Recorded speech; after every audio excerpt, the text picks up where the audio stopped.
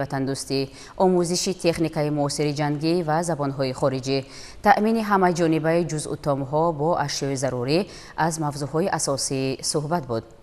мутобиқи банди 8 моддаи 69 Конститутсияи Ҷумҳурии Тоҷикистон, пешниҳодҳои президенти Ҷумҳурии Тоҷикистон муҳтарам Эмомалӣ Раҳмон дар бораи қатъ намудани ваколати судяи суди Конститутсионии Ҷумҳурии Тоҷикистон Ҷамшедзода Ҷамшед Назаршоҳ бинобар вафоташ, дар бораи интихоб намудани судяи суди Конститутсионии Ҷумҳурии Тоҷикистон Қодирзода Ҷурабек Шариф ва дар бораи бозхон намудани Аминзода Саидабоно Рустам бо сабаби расидан ба синни ниҳоӣ дар вазифаи судя будан ба Маҷлиси Миллии Маҷлиси Олии Ҷумҳурии Тоҷикистон манзур карда шуданд. дар якчанд сохторҳои Вазорати Мудофиа ва қушунҳои сарҳадии Кумитаи давлатии амнияти миллӣ низ тағйироти кадрӣ сурат гирифта. Комиссарони ҳарбии як қатор шаҳру ноҳияҳои мамлакат ва сардорони баъзе отряду дигар воҳидҳои низомии қушунҳои сарҳадии Кумитаи давлатии амнияти миллӣ аз ҳисоби афсарони соҳибтаҷриба таъин гардиданд. фаъолияти мақомоти марбута дар самти пешгирии убури ғайриқонунии сарҳади давлатӣ, қочоқи маводи мухаддир ва дигар молу маҳсулот аз ҳар як марзбон ҳушёриву зиракӣ ва далериву шуҷоатро талаб менамояд, таъкид намуданд президенти кишвар муҳтарам Эмомалӣ Раҳмон. таъкид гардид ки кашфи фаъолияти гурӯҳҳои муташаккили ҷинояткорӣ бояд ҳаматарафа мавриди таҳлилу омӯзиш қарор гирифта, роҳу усулҳои мураккабу пешгӯинашавандаи қочоқиён ошкор, пешгирӣ ва бартараф карда шаванд. зимни суҳбат ба кадрҳо доир ба софдилонаю содиқона ва бо виҷдони пок иҷро намудани вазифаҳои хизматӣ ба нафъи давлат ва мардуми Тоҷикистон дастуру тавсияҳо дода шуд. таъкид гардид ки ҳангоми иҷрои вазифа манфиатҳои давлат бояд дар мадди аввал қарор дошта бошанд. фармони президенти Ҷумҳурии Тоҷикистон дар бораи аз вазифаи раиси суди ноҳияи Қубодиёни вилояти Хатлон озод намудани Мамарасулзода. мутобиқи моддаи 69 Конститутсияи Ҷумҳурии Тоҷикистон фармон медиҳам. Мамарасулзода Саидҷафар Мамарасул аз вазифаи раиси суди ноҳияи Қубодиёни вилояти Хатлон озод карда шавад. Президенти Ҷумҳурии Тоҷикистон Эмомалӣ Раҳмон шаҳри Душанбе 23 апрели соли 2026. фармони президенти Ҷумҳурии Тоҷикистон дар бораи аз вазифаи сафири фавқулода ва мухтори Ҷумҳурии Тоҷикистон дар давлати Кувайт озод намудани Зубайдзода. мутобиқи моддаи 69 Конститутсияи Ҷумҳурии Тоҷикистон фармон медиҳам. Зубайдзода Зубайдулло Наҷот бо сабаби ба кори дигар гузаштан аз вазифаи сафири фавқулода ва мухтори Ҷумҳурии Тоҷикистон дар давлати Кувайт ва ҳамзамон сафири фавқулода ва мухтори Ҷумҳурии Тоҷикистон дар салтанати Умон озод карда шавад. президенти Ҷумҳурии Тоҷикистон Эмомалӣ Раҳмон шаҳри Душанбе 23 апрели соли 2026. фармони президенти Ҷумҳурии Тоҷикистон дар бораи сафири фавқулода ва мухтори Ҷумҳурии Тоҷикистон дар давлати Кувайт таъин намудани Нозири Хусрав. мутобиқи моддаи 69 Конститутсияи Ҷумҳурии Тоҷикистон фармон медиҳам. Нозири Хусрав сафири фавқулода ва мухтори Ҷумҳурии Тоҷикистон дар давлати Кувайт таъин карда шавад. президенти Ҷумҳурии Тоҷикистон Эмомалӣ Раҳмон шаҳри Душанбе 23 апрели соли 2026. фармони президенти Ҷумҳурии Тоҷикистон дар бораи сафири фавқулода ва мухтори Ҷумҳурии Тоҷикистон дар салтанати Умон таъин намудани Зубайдзода. мутобиқи моддаи 69 Конститутсияи Ҷумҳурии Тоҷикистон фармон медиҳам. Зубайдзода Зубайдулло Наҷот сафири фавқулода ва мухтори Ҷумҳурии Тоҷикистон дар салтанати Умон таъин карда шавад. президенти Ҷумҳурии Тоҷикистон Эмомалӣ Раҳмон шаҳри Душанбе 23 апрели соли 2026. фармони президенти Ҷумҳурии Тоҷикистон дар бораи муовини фармондеҳи қушунҳои сарҳадии Кумитаи давлатии амнияти миллии Ҷумҳурии Тоҷикистон оид ба ақибгоҳ таъин намудани Ҷунайдулло Ҳамро. мутобиқи моддаи 69 Конститутсияи Ҷумҳурии Тоҷикистон фармон медиҳам. Ҷунайдулло Ҳамро Ҳабибулло муовини фармондеҳи қушунҳои сарҳадии Кумитаи давлатии амнияти миллии Ҷумҳурии Тоҷикистон оид ба ақибгоҳ таъин карда шавад. президенти Ҷумҳурии Тоҷикистон Эмомалӣ Раҳмон шаҳри Душанбе 23 апрели соли 2026. қарори ҳукумати Ҷумҳурии Тоҷикистон аз 23 апрели соли 2026 дар бораи аз вазифаи муовини раиси Кумитаи телевизион ва радиои назди ҳукумати Ҷумҳурии Тоҷикистон озод намудани Рустамзода. حکومت جمهوری تاجیکستان قرار می‌کند رستمزاده دیلافروز عبدالسلام با سبب به کار دیگر گذاشتن از وظیفه معاون رئیس کمیته تلویزیون و رادیو نزد حکومت جمهوری تاجیکستان آزاد کرده شود. رئیس حکومت جمهوری تاجیکستان امامعلی رحمان. قرار حکومت جمهوری تاجیکستان از 23 اپریل سال 2026 درباره از وظیفه دیرکتور مؤسسه دولتی اکادمی واسطه‌های اخبار عامه تاجیکستان آزاد نمودن اسمت زاده. حکومت جمهوری تاجیکستان قرار می‌کند اسمت زاده سعدی مهدی با سبب به کار دیگر گذاشتن از وظیفه دیرکتور مؤسسه دولتی اکادمی واسطه‌های اخبار عامه تاجیکستان آزاد کرده شود. رئیس حکومت جمهوری تاجیکستان امامعلی رحمان. قرار حکومت جمهوری تاجیکستان از 23 اپریل سال 2026 درباره از وظیفه دیرکتور انستیتوت فلسفه، سیاستشناسی و حقوق به نام بهاوالدینوی اکادمی ملی علم‌های تاجیکستان آزاد نمودن محمدی زاده. حکومت جمهوری تاجیکستان قرار می‌کند با سبب از نو تشکیل دهی انستیتوت فلسفه، سیاستشناسی و حقوق به نام بهاوالدینوی اکادمی علم‌های جمهوری تاجیکستان محمدی زاده ناظم دولت مراد از وظیفه دیرکتور انستیتوت فلسفه، سیاستشناسی و حقوق به نام بهاوالدینوی اکادمی ملی علم‌های تاجیکستان آزاد کرده شود. رئیس حکومت جمهوری تاجیکستان امامعلی رحمان. قرار حکومت جمهوری تاجیکستان از 23 اپریل سال 2026 درباره از وظیفه معاون وزیر معارف و علم جمهوری تاجیکستان آزاد نمودن عبدالخالق زاده. حکومت جمهوری تاجیکستان قرار می‌کند عبدالخالق زاده لطفیه عبدالخالق با سبب به کار دیگر گذاشتن از وظیفه معاون وزیر معارف و علم جمهوری تاجیکستان آزاد کرده شود. رئیس حکومت جمهوری تاجیکستان امامعلی رحمان. قرار حکومت جمهوری تاجیکستان از 23 اپریل سال 2026 درباره از وظیفه معاون سردار خدمات نظارت دولتی به خطر کارها در صنعت و ساحه کوهکاری نزد حکومت جمهوری تاجیکستان آزاد نمودن عزیززاده. حکومت جمهوری تاجیکستان قرار می‌کند عزیززاده تبسم بهرام با سبب به کار دیگر گذاشتن از وظیفه معاون سردار خدمات نظارت دولتی به خطر کارها در صنعت و ساحه کوهکاری نزد حکومت جمهوری تاجیکستان آزاد کرده شود. رئیس حکومت جمهوری تاجیکستان امامعلی رحمان. قرار حکومت جمهوری تاجیکستان از 23 اپریل سال 2026 درباره معاون یکم رئیس کمیته دولتی اداره زمین و گئودزی جمهوری تاجیکستان تعیین نمودن بابازاده. حکومت جمهوری تاجیکستان قرار می‌کند بابازاده خورشید سفر معاون یکم رئیس کمیته دولتی اداره زمین و گئودزی جمهوری تاجیکستان تعیین کرده شود. رئیس حکومت جمهوری تاجیکستان امامعلی رحمان.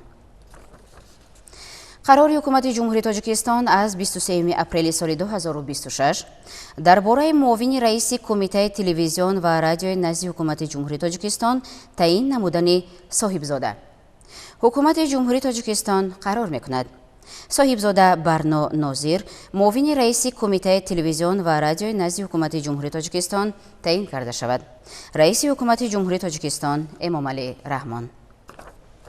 قرار حکومت جمهوری تاجیکستان از 23 اپریل سال 2026 درباره دیرکتور مؤسسه دولتی تلویزیونی ورزش تعیین نمودن شریفزاده. حکومت جمهوری تاجیکستان قرار می‌کند شریفزاده علی سینبی دیرکتور مؤسسه دولتی تلویزیونی ورزش تعیین کرده شود. رئیس حکومت جمهوری تاجیکستان امامعلی رحمان. قرار حکومت جمهوری تاجیکستان از 23 اپریل سال 2026 درباره دیرکتور مؤسسه دولتی اکادمی واسطه‌های اخبار عامه تاجیکستان تعیین نمودن کریمزاده. حکومت جمهوری تاجیکستان قرار می‌کند کریمزاده حقنظر عزت‌الله دیرکتور مؤسسه دولتی اکادمی واسطه‌های اخبار عامه تاجیکستان تعیین کرده شود. رئیس حکومت جمهوری تاجیکستان امامعلی رحمان. قرار حکومت جمهوری تاجیکستان از 23 اپریل سال 2026 درباره دیرکتور مؤسسه دولتی انستیتوت دولت و حقوق اکادمی ملی علم‌های تاجیکستان تعیین نمودن میرزازاده. حکومت جمهوری تاجیکستان قرار می‌کند میرزازاده پروان زینالابودین دیرکتور مؤسسه دولتی انستیتوت دولت و حقوق اکادمی ملی علم‌های تاجیکستان تعیین کرده شود. رئیس حکومت جمهوری تاجیکستان امامعلی رحمان. қарори ҳукумати ҷумҳурии тоҷикистон аз 23 апрели соли 2026 дар бораи директори муассисаи давлатии институти фалсафа ва сиёсатшиносӣ ба номи Баҳовиддинови Академияи миллии илмҳои Тоҷикистон таъин намудани Маҳмадизода. ҳукумати ҷумҳурии тоҷикистон қарор мекунад Маҳмадизода Нозим Давлатмурод, директори муассисаи давлатии институти фалсафа ва сиёсатшиносӣ ба номи Баҳовиддинови Академияи миллии илмҳои Тоҷикистон таъин карда шавад. раиси ҳукумати ҷумҳурии тоҷикистон Эмомалӣ Раҳмон. қарори ҳукумати ҷумҳурии тоҷикистон аз 23 апрели соли 2026 дар бораи муовини сардори хадамоти назорати давлатии бехатарии корҳо дар саноат ва соҳаи кӯҳкорӣ назди ҳукумати ҷумҳурии тоҷикистон таъин намудани Аслонзода.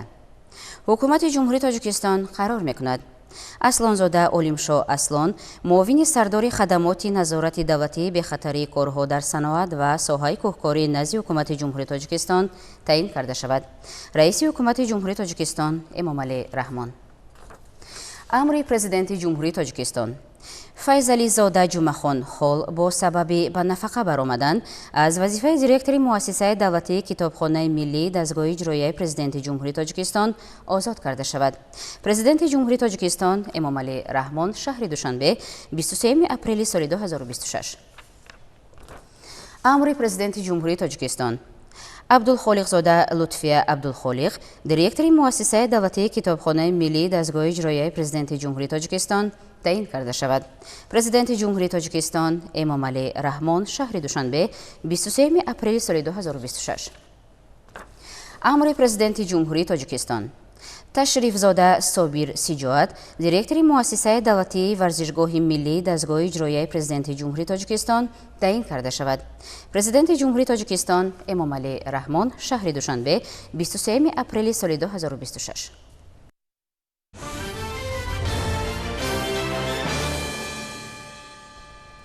рӯзҳои 22-23 апрели соли 2026 дар шаҳрҳои Исфара ва Конибодом мулоқоту вохӯриҳои роҳбарият ва кормандони прокуратураи генералӣ, ҳаракати ваҳдати миллӣ ва эҳёи Тоҷикистон ва дигар сохторҳои масъул бо сокинон дар мавзӯи худогоҳию худшиносии миллӣ василаи мубориза бо таассуб ва хурофот баргузор гардид. гузориш дар ин бора. мулоқоти аввал дар толори маҷлисгоҳи мақомоти иҷроияи маҳаллии ҳокимияти давлати шаҳри бостонии Исфара доир гардид. таъкид намуданд, ки масъалаҳои таҳкими ваҳдати миллӣ ҳамчун пояи устувори пойдорӣ, истиқлолияти давлатӣ, баландбардоштани сатҳи худшиносӣ ва худогоҳии миллӣ, мубориза бар зидди хурофотпарастӣ, таассуби динӣ, ифротгароӣ ва терроризм, инчунин тарбият дар рӯҳияи ватандӯстӣ ва масъулияти шаҳрвандӣ бахусус дар байни ҷавонон аз мавзӯъҳои рӯз буда бояд, ки ҳамагон ба масъалаи мазкур таваҷҷӯҳи ҳамешагӣ дошта бошанд. прокурори генералии ҷумҳурии тоҷикистон зимни суханронии худ доир ба таҳкими қонуният, тартиботи ҳуқуқӣ, пешгирӣ ва паст намудани сатҳи ҳамагуна ҷинояткорӣ, аз ҷумла ҷиноятҳои террористӣ ва экстремистӣ, маводи мухаддир дар ҷомеа, инчунин риояи бечунучарои қонунҳои миллии ҷумҳурии тоҷикистон дар бораи танзими ҷашну маросим дар ҷумҳурии тоҷикистон, дар бораи масъулият барои таълиму тарбияи кӯдак ва дар бораи тарбияи ватандӯстии шаҳрвандон ибрози ақида намуда таъкид намуданд, ки худогоҳӣ ва худшиносии миллӣ омили муҳими муқовимат бо зуҳуроти номатлуб буда, ҳар як шаҳрванди бошур вазифадор аст, ки баҳри амалӣ гардондани волояти қонун дар ҳифз ва таҳкими ваҳдати миллӣ, арзишҳои миллӣ ва истиқлолияти давлатӣ бо риояи қонунҳои амалкунанда саҳми арзандаи худро гузорад. мулоқот бахшида ба ҷашни 35-солагии истиқлоли давлатии ҷумҳурии тоҷикистон ва иҷрои дастури супоришҳои президенти ҷумҳурии тоҷикистон оид ба эълон гардидани соли 2026 ҳамчун соли вусъат додани корҳои ободониву созандагӣ ва тақвияту таҳкими худшиносиву худогоҳии миллӣ баргузор гардид.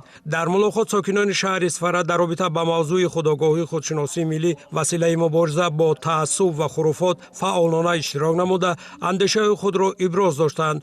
чорабинӣ дар фазои созанда ва бо ҳадафи баланд бардоштани маърифати ҳуқуқӣ ва сиёсии аҳолӣ, тақвияти ҳисси худогоҳии миллӣ ва пешгирии падидаҳои номатлуб ҷамъбаст гардид.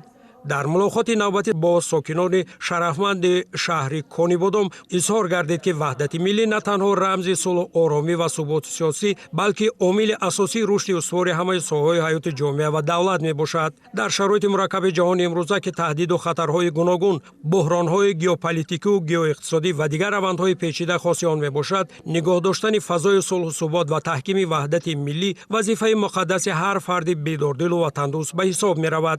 Миллати фарҳангиву тамаддунсози тоҷик аз оғози таърихи ташаккулёбии худ пуштибону тарғибгари фарҳанги сулҳ ва оини сулҳофарӣ буд. Сокинони бароманди шаҳри Конибодом низ вобаста ба ваҳдату худшиносии миллӣ баромад карда изҳор намуданд ки ба шарофати сулҳу оромӣ, суботи сиёсӣ, ваҳдати миллӣ ва тадбирҳои андешидаи ҳукумати мамлакат имрӯз сатҳу сифати зиндагии мардум пайваста боло меравад ва шаҳрвандони Тоҷикистон ба хотири фардои ободи ватан ва ояндаи дурахшони фарзандону наберагони худ ба заҳмати созандаву ободгарона машғуланд.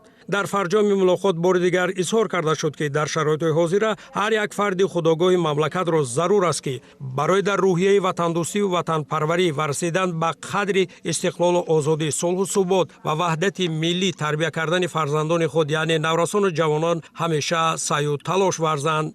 ҳамчунин дар шаҳри Конибодом барои 178 нафар ятим аз шаҳрҳои Исфара ва Конибодом дастархони идона ороста шуда барномаи консертӣ пешниҳод гардид. зимни суханронӣ зикр гардид ки пешвои муаззами миллат муҳтарам Эмомалӣ Раҳмон мунтазам ба ятимону бепарасторон меҳрубонии беандоза ва таваҷҷӯҳи хоса зоҳир намуда барои онҳо ҳамеша шароити мусоид фароҳам меоранд. дар фарҷом аз номи президенти ҷумҳурии Тоҷикистон муҳтарам Эмомалӣ Раҳмон ба ҳамаи наврасон тӯҳфаҳои хотиравӣ тақдим карда шуд. дар идома дар бинои прокуратураи вилояти Суғ бо кормандони дастгоҳ ва прокурорҳои шаҳру ноҳияҳои вилоят, прокуратураи нақлиёт ва гарнизони Суғ, прокуратураи назорати иҷрои қонунҳо дар муассисаҳои ислоҳӣ ва иҷрои ҷазои ҷиноятии вилоят машварати корӣ доир намуда таъкид ба амал овард ки оид ба таъмини волояти қонун, таҳкими қонуният ва тартиботи ҳуқуқӣ, ҳимояи ҳуқуқу озодии инсон ва шаҳрванд, пешгирӣ ва паст намудани сатҳи ҷинояткорӣ, алалхусус ҷинояткории ноболиғон, терроризму экстремизм, маводи мухаддир, риояи қонунгузории замин, кам намудани қарзи истифодаи қувваи барқ, оби полезиву нӯшокӣ, коҳиш додани бақияи қарзи андоз, пурзур намудани назорати прокурорӣ дар сарҳад ва дидбонгоҳҳои гумрукӣ, ҷиҳати ошкор намудани қочоқи маводи мухаддир ва молу маҳсулот чораҳои муассир андешанд. таъкид намуданд ки дар фаъолияти ҳамарӯза назорати прокурориро ҷиҳати риоя ва иҷрои бемайлони қонунҳои миллии ҷумҳурии Тоҷикистон, дар бораи танзими ҷашну маросим дар ҷумҳурии Тоҷикистон, дар бораи масъулият барои таълиму тарбияи кӯдак ва дар бораи тарбияи ватандӯстии шаҳрвандон пурзур намуда ҷиҳати дар амал татбиқ намудани талаботҳои қонунҳои мазкур чораҳои бетаъхир андешида шавад. дар ноҳияи Тоҷикобод низ мулоқоти кормандони прокуратураи генералии ҷумҳурии Тоҷикистон бо сокинон доир гардид. меҳвари ин вохӯриро тавзеҳи паёми президенти ҷумҳурии Тоҷикистон ба Маҷлиси олӣ ташкил дод. ҷузъиёти бештар дар шарҳи хабарнигорони минтақавии мо. дар толори коқи фарҳанги ноҳияи Тоҷикобод бо иштироки кормандони прокуратураи генералии ҷумҳурии Тоҷикистон дар мавзӯи мазмуну моҳияти паёми президенти ҷумҳурии Тоҷикистон ба Маҷлиси олии ҷумҳурии Тоҷикистон дар бораи самтҳои асосии сиёсати дохилӣ ва хориҷии ҷумҳурии Тоҷикистон бо сокинон, фаъолон, намояндагони қишрҳои гуногуни ҷомеа, ходимони дин, хонандагони муассисаҳои таълимӣ баргузор гардид. зимни мулоқот таъкид гардид ки паёми пешвои миллат ҳамчун барномаи стратегияи рушди давлатдорӣ, таҳкими сулҳу субот, ваҳдати миллӣ ва баланд бардоштани сатҳу сифати зиндагии аҳолӣ аҳамияти хоса дошта, самтҳои асосии пешрафти соҳаҳои иқтисодӣ, иҷтимоӣ ва ҳуқуқиро муайян менамояд. ҳамзамон таъкид шуд ки баланд бардоштани маърифати ҳуқуқии шаҳрвандон, таҳкими ҳисси ватандӯстӣ, худшиносии миллӣ ва масъулияти шаҳрвандӣ дар пешгирии ҳама гуна зуҳуроти ифротгароӣ нақши калидӣ мебозад. шароити буҳрону нооромие ки ҷаҳони имрӯза гирифтор аст, ҳифзи истиқлолу озодӣ, заҳмат ба хотири пешрафти давлат ва ободии ватан вазифаи аввалиндараҷаву ҳаррӯзаи ҳар як шаҳрванди бо нангу номус мебошад. дар рафти мулоқот сокини ноҳия баромад намуда ҳамовозии худро аз сиёсати сулҳпарваронаву башардӯстонаи давлату ҳукумати ҷумҳурӣ иброз намуданд. масъулини ниҳодҳои марбута ҷиҳати вусъати корҳои таблиғотӣ муаззаф карда шуданд.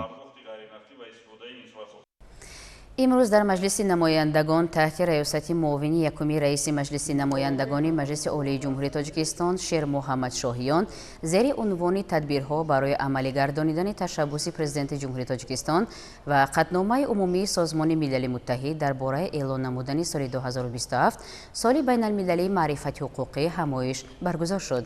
Зикр гардид ки бо ташаббуси оқилона ва дурандешонаи президенти ҷумҳурии тоҷикистон муҳтарам Эмомалӣ Раҳмон токунун 16 қатномаи Созмони Милали Муттаҳид қабул гардида номи Тоҷикистонро ҳамчун давлати сулҳпарвар, ташаббускор, ҳомии манфиатҳои умумии башарӣ ва муҳофизи ҳуқуқи инсон дар арсаи ҷаҳонӣ боз ҳам баланд бардошт.